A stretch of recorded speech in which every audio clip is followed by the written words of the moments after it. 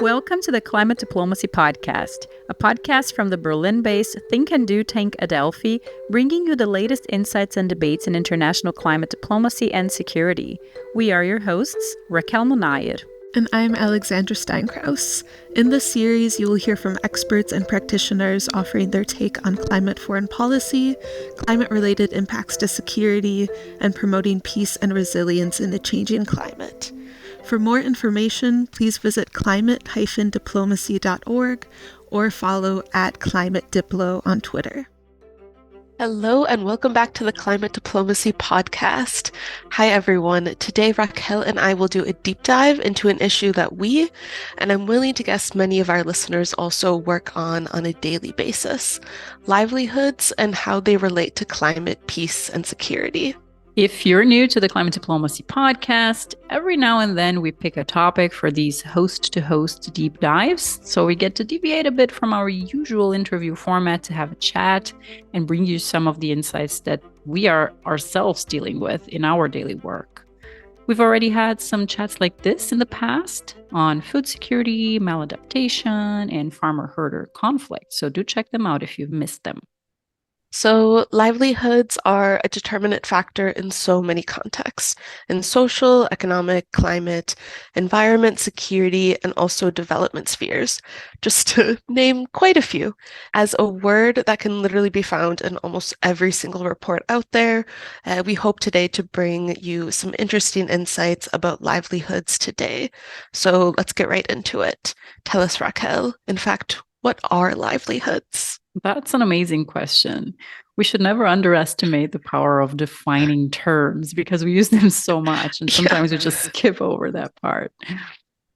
So first off, what do we mean even when we say livelihoods? Now, when we speak of livelihoods, at least in the climate and the environmental and perhaps also in the development spheres, we are speaking primarily of subsistence strategies, so which mostly include an economic element. And it means the activities people conduct in order to have an income or for sustaining themselves in some way, also if it doesn't involve income in the most classic way.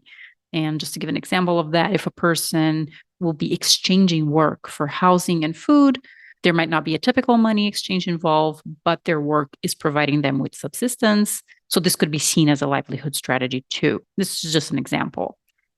And this brings us to a crucial point, I'd say, which is the difference between livelihood security and food security, because we often see these terms together, almost as if they're one. And of course, the reason for this is that they do overlap so much, because when someone's livelihood is affected, their ability to purchase food is impaired. So of course, their livelihood insecurity can very quickly spiral into food insecurity. And that's why they're often seen as one thing or together. But we do need to distinguish between these two because they sometimes are not directly connected. And just to give an example of a situation in which this will not be the case, let's take a farmer who produces food, right? Maybe vegetables, grains, milk products. But let's say there's food price fluctuations or perhaps economic crisis happening in their country. They aren't able to sell their produce or they get only very low prices for it. So this person, they might have an abundance of food or even end up dumping large amounts of food because transportation and storage costs are at the moment higher than they are getting for selling the food. But their livelihood, their source of income is endangered. Of course, this is just an example to demonstrate the ways in which food security might not be directly entangled with livelihood security. But to be fair, this is a rather reductionist example, really just to show that they can be separated. Because in today's world, most farmers, they will produce a very low variety of products, oftentimes just one. So if you can't sell it, it's not like you can live from it. It's not like you're going to be food secure because you're consuming your maize. That's not how it works, of course. Reality is always more complex than these examples. So in most cases, food and livelihood insecurity are directly connected, but just to make the point that it doesn't have to be this way. And this is important because if you're thinking of pathways of climate-related risks that are behind livelihood insecurity, also how to address them, the risks and also the entry points will be quite different than those of food insecurity, right? Yeah, I guess this is a really good point because, for example, you can't address livelihood and security by providing something like food aid or humanitarian aid, for example. There needs to be different entry points to help solve the problem. Exactly. That's why the distinction is so important. And let's explore then these pathways that I just mentioned. So, if you're a regular listener of our podcast, hopefully you are, you know already that in our work, we like to work with pathways as a way to break down these larger climate and security patterns into their individual risks. And we do this in order to identify entry points, among others. And it works like this. So, if you imagine a line, right? When you have on the one side of the line, you have a climate impact, and on the other side of the line, you have a conflict situation. The pathway methodology helps us to look at everything that is happening between those two. So, factors that are intermediary, that are facilitating a climate impact to being translated into an insecurity risk because it's not direct. It's not like you have a climate impact and immediately you have a conflict. There are other things that have to happen in between. And the pathway methodology, the pathway logic helps us unravel what these things are. And Alex, maybe you can tell our listeners a little bit more about the pathway methodology. Of course, I think I've actually never heard you present this little visual explainer before, and I'm going to save it in my brain for the future because I think that's very, very helpful. And I hope I'm not going to get too nerdy or in depth with the methodology. So I'm going to count on you, Raquel, to hold me back if I dive in a little bit too deep. But I want to start us off by taking a little bit of a step back and thinking through these different elements of kind of our climate security assessment approach, of which climate security pathways are at the center of them. So there are climate and environmental stressors, which are climate changes and their direct impacts. So this includes things like temperature rise and its impacts on agriculture, which is especially relevant for our discussion today, and also things like flooding and its impact on infrastructure, and some non-climate related environmental issues like pollution. All of those are in this sphere. Then there's the peace and security context, which you've alluded to, and that includes things like history of the region, country, the state of the economic, social, and political stability, or often instability, and things like past and ongoing security risks and conflict dynamics and drivers that are the cause of this insecurity. And then these interactions between the two different components, our climate impacts and peace and security, are what we're referring to as climate security risk pathways. And I know I already said we're taking a step back, but before diving deeper into these different pathways, I also want to mention that context factors are really important, and these shape vulnerability as well as resilience to the risks, and they're also really important to this kind of analysis. So these factors that both increase vulnerability and the risk of climate impacts contributing to instability and conflict, and increase the resilience of communities, societies, and states to withstand compounding climate security risks. They include a lot of different factors, like economic factors, for example, access to opportunities, the climate sensitivity of economic activities, and access to things like market. See, I'm staying on topic. And it It's also, quite a lot. yeah, But actually, one thing I noticed also in all the work that we do is that from all these factors, well, they are all super important and some come up more than others. But I've seen, at least, I don't know if you had the same experience, but the history of conflict being such an important one of the most determining factors. exactly. Yeah. Whether conflict has happened in the past can often be the most important determining factor of conflict in the future. And I think here, like that spans quite a few of these different context factors and is also directly in this kind of peace and security context that is also interacting in. And as you've mentioned, there are a lot of different factors. So we have social factors, which include gender equality, which I think is at the heart of quite a few of the examples we'll get into later in the episode, and social cohesion, political and legal factors that include opportunities for political participation, trust in these institutions, and also things like demographic makeup and trends like population size, density, growth, urbanization, which we'll come to as well when we talk about migration a little bit later, and age. So these are the different kinds of context factors that shape our climate-related security risks and are very important as we move forward and identify responses. So then we actually have our climate security risk pathways, and these are used to unpack how specific climate impacts and security risks are interacting. And in our weathering risk methodology, as a starting point, we identify 5 indicative pathways as a starting point for analysis. And coming back to what we really want to talk about in this episode and why we're here is one of the pathways that we use as a starting point is that climate change impacts undermine livelihoods, affect human mobility, and can push people into illegal coping mechanisms. And this is a starting point that we offer for different forms of analysis. And we want to get into some more examples and don't only want to speak about the methodological framework today. Maybe apparently I do a little bit because I keep talking about it, but if we like it that much, maybe our listeners like it too. Maybe. I really hope that it's been helpful. Do let us know, listeners, if you like these analytical framework methodology conversations. We can have many more of those. Certainly. And before we move on to examples, I just want to note one small thing since I've mentioned migration like a few times in this little intro, is that, and I think since we had the episode with Andrew Harper, migration has been on my mind since I think September when we recorded that episode. But migration is not inherently causing these tensions or conflict that we'll talk about, but it can create tensions or exacerbate things within underserved host communities and kind of stretch capacities in rapidly growing urban areas, for example, which we'll also talk on a little later on. I think it comes up an example with Kenya. But as we go into the episode, I just wanted to note the caveat there that it isn't migration being an inherently bad thing. Okay, but then I think over to you, Raquel, for an example of a pathway, maybe. Absolutely.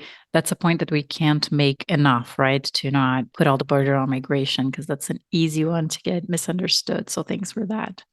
Yeah, let's get into some examples. I was thinking about what would be the good example to demonstrate this. And one that came to my mind is just the land, the use of land accessibility, and so on and so forth. Because if we think about excluding the service economy, most livelihoods will involve land in one way or another. So owning land, or at least having access to lands that are publicly owned, it's crucial for the production of raw materials or collection of raw materials like food. But also we think about food always, but there's also fibers, there are minerals and fuel. So if you have any issue standing on the way of land ownership or land access, this will inherently impact livelihoods directly or indirectly.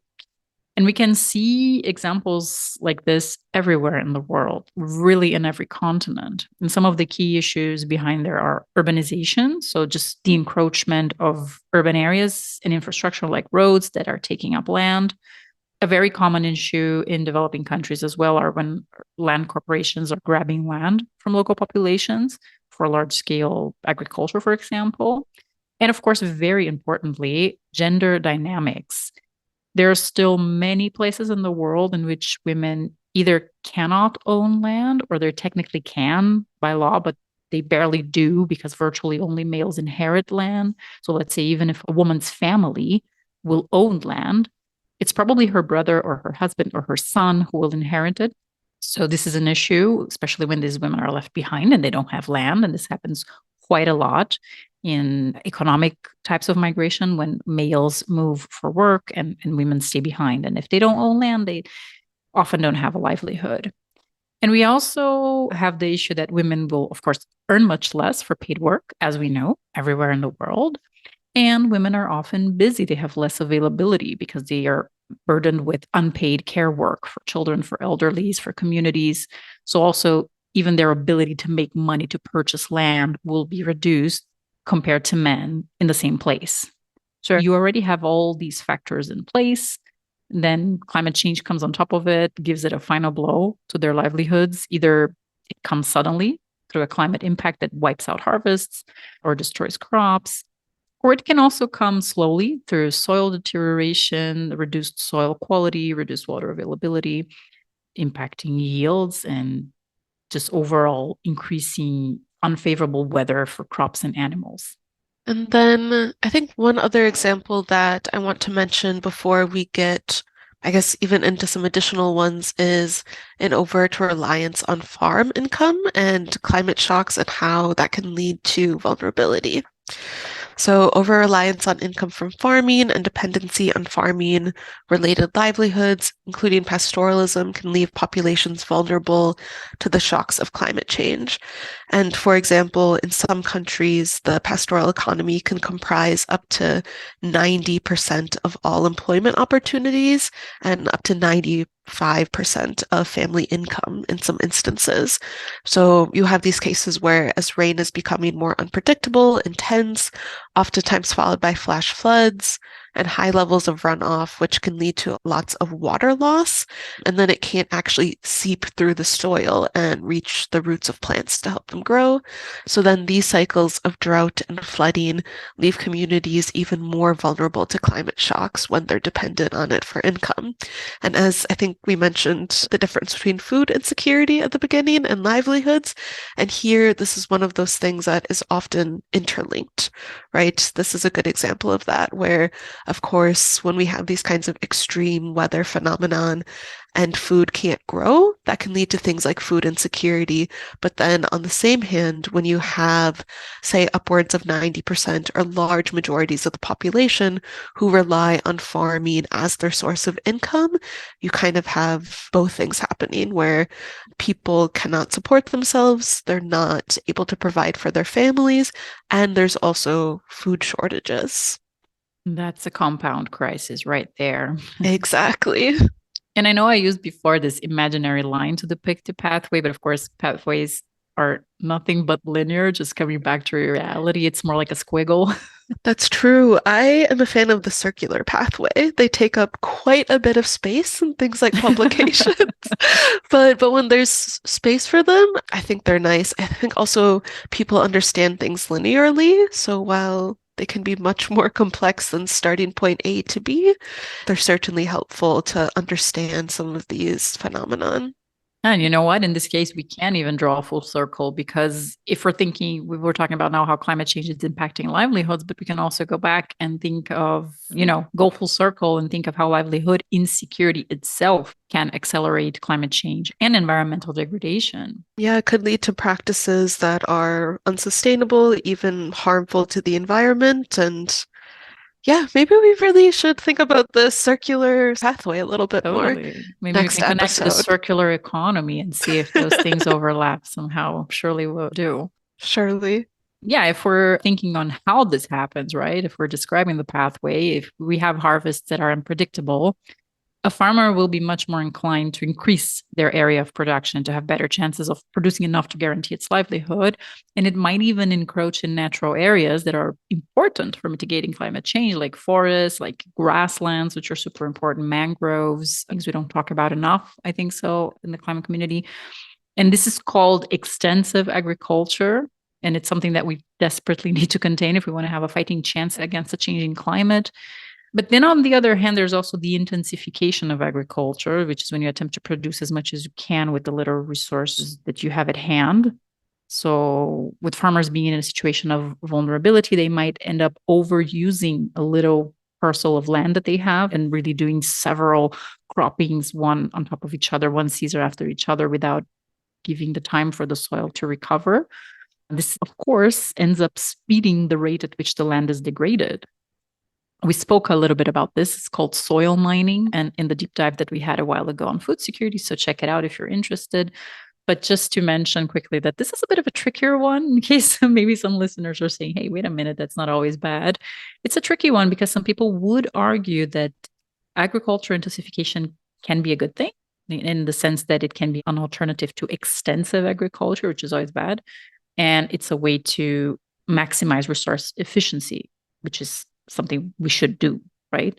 It's just that doing intensification right comes with having technical knowledge and resources or indigenous knowledge of regenerative practices. So it's not available to anyone. And in the end of the day, whether you do it in the better or a worse way, intensifying agriculture to one space and to a limited number of resources will still speed up the degradation of those resources inherently. which is why it is also one of the pathways to livelihood insecurity.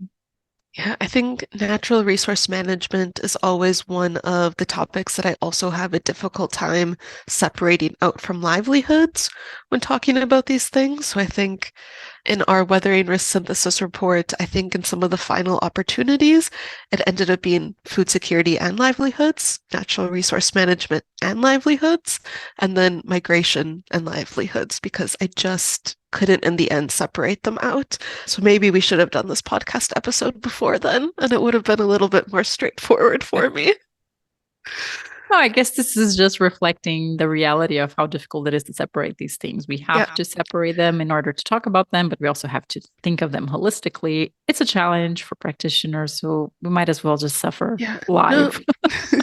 No, that's a really good point, this holistic approach, because in the end, I think it's good if we can define these concepts, but in the end, it's actually beneficial if the recommendations or the opportunities that are identified, these different entry points actually address these intersecting things at the same time.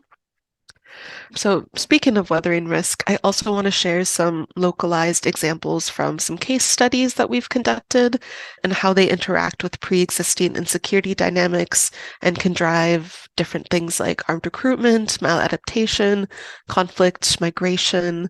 So first of all, I think I have 3 examples that I'd really like to share. And maybe we'll start with Mali and then we'll move further east. So in Mali, during some of the work that was conducted there, one of the climate security pathways is that climate change and conflict, both separately and together, are impacting livelihoods and also in many cases blocking adaptation, and then therefore affecting social cohesion, which can lead to things like different kinds of violence or conflict.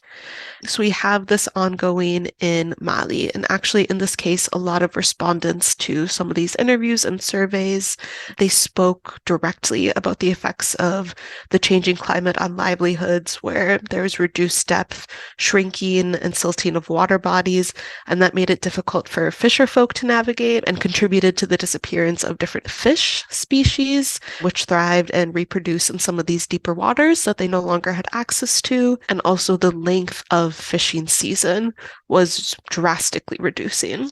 Doesn't our assessment in Mali have very interesting interactive page? I'm just remembering now that this might be something that our listeners might be interested in if they're working with the region. Yeah, that's a really good point. If you go to the Weathering Risk website, or I guess also probably the podcast description, since we'll write this after the episode, there is a kind of multimedia story on Mali that uses some photojournalism that was produced, as well as highlight some of the key quotes from this assessment, and has a lot of images and also some video interviews. So I guess if you like these kind of formats, like the podcast and listening, or if you like to visualize some of these findings, we'll link that in the description because it's a really nice thing to explore. And it's even in French. I'm seeing now that we also have the French versions of it, which is great. Yes, the report itself is in French. So that's accessible to numerous different people. So yeah, then speaking of Mali, in addition to kind of these additional stresses on fish, both in terms of variety and availability in people's livelihoods, people have also adapted through alteration of techniques, movement to new areas, and trying to diversify livelihoods and engage in new and sometimes illicit trades. And actually in the north, this was particularly driven by opportunities for more profitable livelihoods, but also social mobility and protection. However, the extent and already tangible climate change, as well as the conjunction of insecurity, could in some cases serve to block adaptation. And this kind of happened in 3 different ways. So climate change measures could negatively impact others. For example, here, the use of chemical fertilizers, now coming to farming, pesticides, herbicides on farmlands, well, they temporarily resulted in higher crop yields. It led to degraded agricultural land in the medium to long term. And then coming back to the fish, also had a negative impact by killing some of the fish when chemicals are swept into rivers by heavy rains. A little bit of what we were talking about, the intensification beforehand. I mean, you get higher yields if you use the chemicals. You do get it, and I understand why farmers would revert to that. But then you degrade your land much faster and you reduce your capability of having livelihoods in that same land with those same resources in the future. So you're kind of buying from the future. Mm-hmm. Certainly. And then migration, especially in Mali, is also another key adaptation strategy. And seasonal, circular, cross-border, and short-term migration have been a way of life for many generations. However, about a decade ago, these migration changes started to shift, and these patterns shifted in favor of longer, more permanent southward and urban migration, in part due to some of these ecological, climate, conflict factors. And then this created a culture of receptiveness of newcomers in southern Mali. And this had been the case prior to this. And this kind of new influx of different migration and different migration patterns weakened this receptiveness, and this high number of migrants coming in and increasing higher population density kind of changed some of the social cohesion in the area. And then also kind of on this social cohesion note, the diversification of livelihoods in the case of Mali, in some case also led to reduced contact between groups, I think, which just goes to show, I'm sure we'll come back to livelihood diversification, but it's really important that it's thought out and that people who are directly impacted are also brought into these processes to make sure that there aren't any of these kind of maladaptation or mal effects. And that's an interesting one because livelihood diversification pops up as an entry point for addressing this kind of overt reliance on farm income, also in the light of, okay, we can't always just adapt our crops. We just have to adapt the livelihood strategy itself. So that is a very common entry point. Mm-hmm. But it's interesting to know that you can also have some, unintended impacts. Yeah, no, I think that's a good point. It's an important entry point, but it's also important that it's done right and not just thrown out as, okay, we need to diversify livelihoods, but really thinking through what that means and not only the short-term impacts on the communities involved, but also thinking through to the medium and the long term. Okay, so now, as I said, let's move a little farther east. And just from Kenya, I think we've already talked a bit about mobility patterns in the case of Mali, so I will keep it short and to the point. So in Kenya, deteriorating livelihood conditions, changing mobility patterns, and livestock migration are contributing again to this rural to urban stress and food insecurity. So in some pastoral areas, declining forage and water resources have kept livestock in dry season grazing areas and continuing to migrate further in search of pasture and water. And these kind of shifting transhumance pathways, which has been a really important livelihood strategy for a long, long time, is starting to be impacted. And in Kenya, one of the things when it comes to migration that we saw in this research that I want to mention that you already alluded to is the strong gender dimension, which is really apparent here. So traditionally, men are responsible for livestock and therefore are especially challenged by this decreasing livestock rates and moving to new rural settlements entirely, or often urban centers in search of income and employment. And this often means that women and children are left behind, and then they are in a position to need to cope with the additional burden of sustaining household food, water, as well as just general human security, especially in contexts where conflict or violence is occurring. And then here, like school attendance rates can decrease, child labor often increases, and then conflicts over scarce natural resources can often intensify as well. And this was from our work in partnership with the World Food Program. Is that right? Exactly. So this was part of this facility in East Africa where we partnered with the World Food Program to also provide them with some entry points to make sure that their work on food security was also conflict sensitive. And here, is a good example of food and livelihoods being so Crossing closely over. intertwined. Yeah. Yes. No, I mean, we can't really separate those. I guess it In was just this to case, yeah. say, yeah. The point was just to say, look, there's a reason why there are different terms to define them. Certainly, and also important for the podcast that we don't come out with a special edition 3-hour episode where we just Talk about everything that crosses over livelihood. That would be Exactly. crazy. Yeah. Special edition 50th, 100th episode, maybe. The one that requires most patience from our listeners. Yeah. Interesting one on Kenya. Exactly. So then, very last one, I said we would continue to move farther east, and now I just want to come to the Pacific. Oh, you're really fulfilling your promise with See, a little step and then a bit of a jump over to the Pacific. And here also fisheries comes up. In our work in the Pacific, one of the things climate change, of course, challenges livelihoods, and this is where the blue economy came up once again. So warming seas, acidification, coastal erosion, which of course coastal erosion in the Pacific Island states, incredibly significant, especially when there's so many cities positioned along the coasts. Super existential. I mean, yeah, I don't know, maybe 70% of some islands could be on the coast. That's, super relevant. Yeah. So all of these phenomenon, and then storms, some human activities that are degrading marine ecosystems, reducing biodiversity, agriculture is being threatened by the increased heat in the region and the shifting of different rainfall patterns, and then saltwater intrusion from storm surges, sea level rise, which all can kind of lead to these reduced yields. So here again, affecting livelihoods as well as food.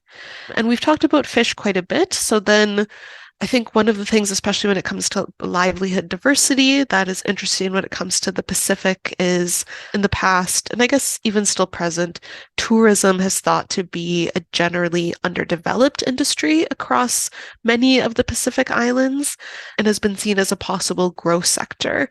But like even this kind of possibility of diversification is threatened by climate change, with risk to this coastal erosion, threatening the very nice beaches, and also the rising sea level, not only is submerging cities, but also submerging like really important cultural heritage sites, amongst other kind of climate risks. And this biodiversity loss and the natural beauty of these islands, which could potentially serve as a different form of livelihood diversification, is also under threat here as well. I remember a few years ago, I had an interview with Coral Pazizi, who's also a member of the Climate Security Network. Yes, and the Weathering Risk Network. And the Weathering Risk Strategic Advisory Board. Yeah. So, we can definitely say she's a strong partner of us. It was not an interview for the podcast. It was for when we were preparing the massive open online course on climate change and security together with 5 UN bodies. And she was talking about how the fisheries, because of climate change and then the water temperature change and the fish stocks are just moving towards other directions and actually leaving their economic area of many of the Pacific Islands. So maybe going, for example, to the US, and they don't have now legally the right to fish anymore because it already moved away from their waters, which is crazy. That's such a big thing. I mean, it's like, I don't know, in certain countries, almost all in the smaller islands, let's say, that have very little land available, almost all of their income will come from fisheries. Yeah. These exclusive economic zones are really an important point to hit here. And I'm glad that you mentioned Coral, because she last year briefed the UNSC on kind of the threat to peace and security in the Pacific as a result of climate change. And she used some of this research that was done in collaboration with UNDP Pacific, as well as the Pacific Island Forum to inform that briefing. And then I think one more thing I'll say before finally giving you the floor to share a few examples, just because I haven't mentioned it yet, is the disproportionate impact on the youth. And especially that can be seen in the Pacific quite a bit. And they're often especially affected by unemployment across the different Pacific islands. And this is especially true for urban youth who can sometimes develop negative coping mechanisms, like turning to things like substance abuse or criminality.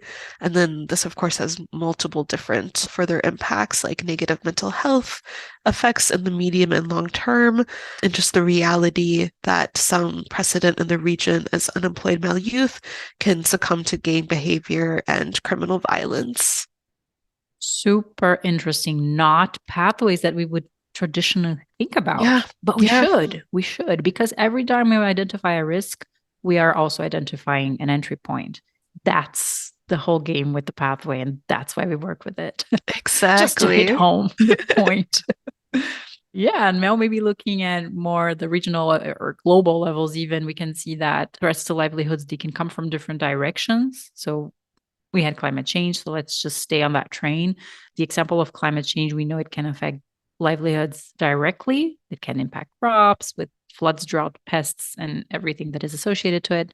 But there's also the other side of the coin, which is how climate change impacts can affect the trade economy.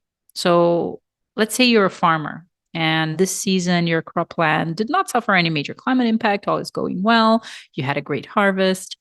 However, another country, maybe a neighbor, or perhaps even at a completely different part of the world, but it's a recipient of your produce, and they have suffered major climate impacts and blows to their local livelihoods.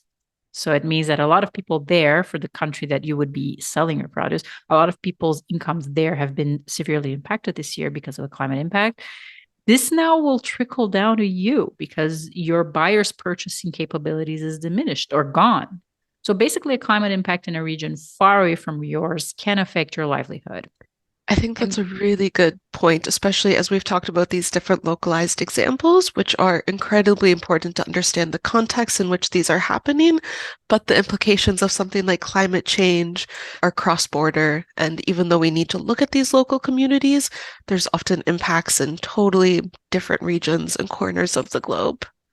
totally, I know it's cliche, but we have to say it because it's true. Climate change knows no borders. And in climate change is this ongoing issue that just keeps getting worse and leaves no region of the world untouched. So we know we will have to deal with this for the foreseeable future.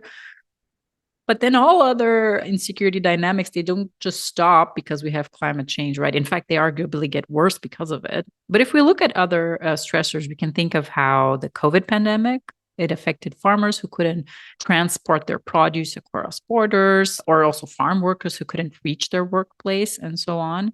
We actually have an episode on how the pandemic impacted climate and security if you're interested. So take a look. And then there are the impacts of conflicts, of course, which are increasing. Conflicts are increasing globally. So that's super relevant, super current.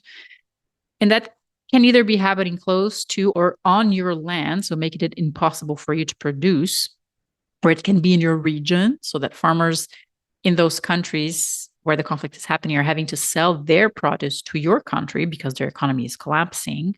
We're seeing this today with Russia's war in Ukraine, and also the impact that the grains that are coming from Ukrainian farmers into the European Union is having on the livelihoods of European, especially Eastern European farmers, plus all the political radicalization that comes with this. And if we think Europe, I mean, that this is a fairly stable economy that tends to cushion, buffer these impacts for farmers, and things are really still heating up pretty badly here slowly. So I can imagine what happens in countries or in the regions that cannot offer this kind of safety networks, right? And what happens, we quickly mentioned this before, what happens is that farmers who lost their incomes, they will often see themselves forced to take up unsustainable or even criminal activities, like we've seen with poppy farming in Afghanistan for the production of drugs, of opium, coal production in Somalia, which is associated with lots of forest clearing, and even transnational criminal activities like illegal logging, illegal mining, wildlife trade, all of which are both detrimental to the environment and to climate subsequently, but also support the criminal economies, right? And these types of maladaptation activities, they're really bad news, both for climate and environment and for human security. We've done a deep dive episode on maladaptation a while ago. Do check it out. Alex, please hold me. I'm doing so many plugs today. Stop me now. This is going to be an interesting description on like the Podomatic site. Usually we have 3 to 4 resources to link, but I guess when the two of us get talking, I think we've Will be mentioned at least 34. 7. Yeah, no, more like that high. But yeah, maybe we can stop talking risks and go straight into the entry points because those are where the cookie crumbles. Yes, exactly. So then these entry points would be then the next step of this kind of methodological framework that we've been talking about is we identify these climate security risk pathways in order to figure out what the entry points are and what recommendations can be made to help drive more sustainable peace, but also sustainability in some cases in these different contexts. So a few examples of some entry points that we've identified in different pieces of work and some from different case studies. So one entry point could be supporting efforts to strengthen climate resilience in itself. And this could look like increased investment in anticipatory action, which I think is something I don't think we've actually touched on yet, but the importance of investing in anticipatory action and not only being reactive. So prioritizing investments in resilient livelihoods, averting the need for continued humanitarian responses, which are important for sustainable solutions, and then making investments in addressing these underlying fragilities that can turn into shocks and stresses, and then can cascade into humanitarian crises. And this, in the end, more sustainable and more cost-effective to focus on something like anticipatory action. And then this could also look like supporting the identification of locally appropriate and sustainable livelihood diversification opportunities, which we've mentioned locally appropriate, incredibly important here, because even though livelihood diversification is something we talk about frequently, it can be a negative thing if not done correctly. And in terms of diversification of livelihoods, looking into things that are climate smart and can help mitigate further environmental damage, especially notably for pastoral communities. Let's leave a recommendation here for the policymakers and practitioners listening to us today. If you're looking to recommend livelihood diversification in a context, do consult with the local population, right, Alex? Please do. Yes, we should have contextually informed and locally informed solutions. I think otherwise we're really not going to get anywhere. And as we've talked about today, can actually do more harm than good in many cases. And then I think we actually have a practical note on inclusion, but I'm not sure we're going to still have credit to plug something else.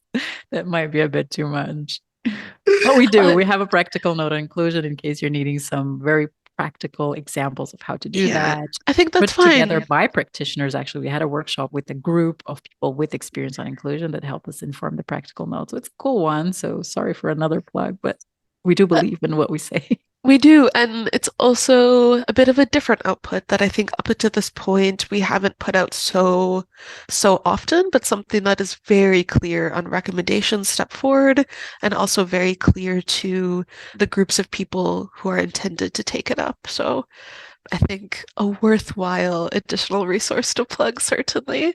And of course, the workshop was held in the context of the Berlin Climate and Security Conference.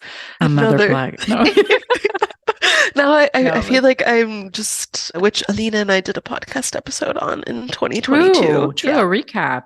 Exactly. Recap. And also a lot of the sessions and all of the, we had 5 years already or 6? Yeah, last year was 5. Last year was the 5th edition. Yeah. Wow, that's incredible. And we have so many recordings back in that. Yeah. I mean, I guess our community probably knows about the Berlin Climate Security Conference. I would think so. Now I'm just turning it into a bit to see how many different products we can reference throughout the episode. We can't help because what we're doing today is talking about what we work with. Exactly. So, we're talking about our work on a daily basis. So I guess maybe I'll just provide one more entry point before we can even move on and talk a little bit more about suggestions for policymakers to wrap up our conversation for today, because otherwise I think we clearly could talk for the 3 hours that I joked about at the beginning of this episode. Oh, yeah. Stop me if you can. So then one final entry point that I'll share when possible can be addressing pastoral and mobility and migration related to rapid and unplanned movements and increasing urbanization, which is affecting food systems as cities and secondary cities and expanding rural areas struggle to ensure their habitants' food security. I have to full circle. We started off talking about the differences. Now I'm gonna partially bring us to a close by talking about some entry points that can address both of these things. And this could look like delivering climate and conflict sensitive social protection support, such as cash or food transformation programs, which support resilience in the long term. And that long term is very important, that it's not just immediate aid being handed out, but it's thought of through not only the immediate effects. So then this would include opportunities offered by things like mobile telephone banking in urban and informal settlements, just as an example, and then supporting the development of resilient and economically prosperous food systems, very important, integrated across landscapes and based on multi-stakeholder, multi-scalar, and multi-sectoral collaboration.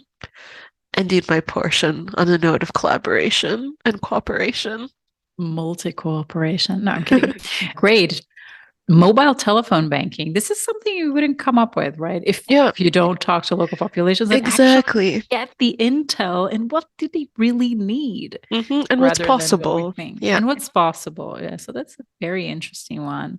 And although all these recommendations, if you're listening, it just sounds like, okay, more work needs to be done or more resources that need to be invested. But actually, there's a lot to gain in terms of combining goals, right? So countries, they already have so many targets now to achieve in this complex international system that we've created to also solve all the messes that we've been leaving behind. So whether it's on climate, on biodiversity, on land restoration, on plastic and chemical pollution, waste management, there's so many existing targets already that countries have submitted in the context of all the different COPs and the treaties and agendas, and that can be combined actually to support livelihoods. So if you're thinking of regenerative agriculture, for example, which is a practice that will tackle livelihood, it will tackle food security, soil regeneration, and at the same time, it will have benefits for mitigating climate change, for boosting biodiversity. So really a holistic approach. We also have the so-called indigenous knowledge, which is popping up everywhere nowadays in the concept of potential solutions to the climate crisis, but it really isn't really being systematically leveraged yet because of lacking inclusion of indigenous people in decision-making processes. So maybe we can use the opportunity that is being provided by this need to improve livelihood security in order to advance also more inclusive processes that allows us to learn more about sustainable livelihoods, which can also have these co-benefits for nature and climate. It's all about being holistic, the holistic approaches. And of course, policymakers are the best position to find those entry points for combining goals because they are in tune with their country's goals. They know what needs to be achieved. They can really sit down and see how things combine with each other and also get support from the international community, from practitioners in transforming that into reality. Amazing. I feel like we've kind of wrapped it up on a very nice note. Some potential entry points, examples, and also suggestions for policymakers. Yeah, I like this talk very much. It was great to talk about livelihood. Yeah, sometimes it's good to just have a talk about the things you work with. And this was a great opportunity. Also great to share it with our listeners. Yes, I always like when we can do these one-on-ones. It's so nice when we can have a guest and really do a deep dive into their work and some different topics that maybe we don't work with on an everyday basis.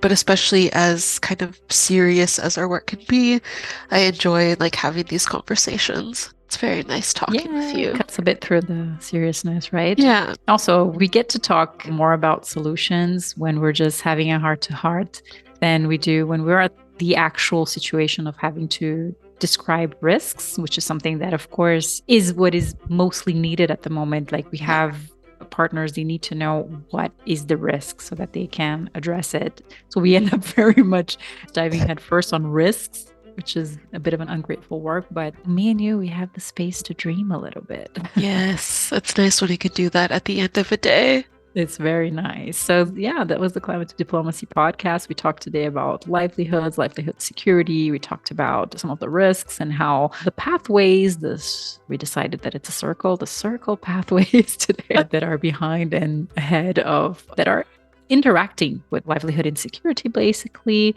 We also looked into, perhaps some entry points to address those.